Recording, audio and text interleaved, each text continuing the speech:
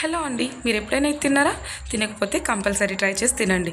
వీటినే కక్కరాలు అంటారు. ఒడిశాలో చాలా ఫేమస్ డిష్ అనమాట. ఇది ఆంధ్రలో అయితే వెన్నప్పాలు అంటారు, ఒడిశాలో అయితే కక్కరాలు అంటారు. ఇవి రోజు చేసుకోవడానికి కాదండి, ఎప్పుడో ఒకసారి ఎక్కువ కొబ్బరికాయలు ఉంటే ఏం చేయాలో అర్థం కాకపోతే ఇవి చేసుకుంటే చాలా టేస్టీగా ఉంటాయి అనమాట. ఇవి చాలా ఈజీ అండ్ క్విక్గా అయిపోతాయి.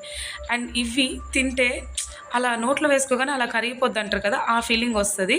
అండ్ ఇవి చేయడానికి ఎంతో టైం కూడా పట్టదనమాట. మా ఇంట్లో అయితే ఇవి చాలా అందరికీ ఫేవరెట్. ఇప్పుడైతే మా చెల్లెల కోసం చేస్తున్నాము. తనకి ప్రెగ్నెంట్, తను ఇవి తినాలి అనిపించిందంట, సో తన కోసం ఇవి చేస్తున్నాము. అండ్ తనైతే చాలా ఇష్టంగా తినింది ఇవి.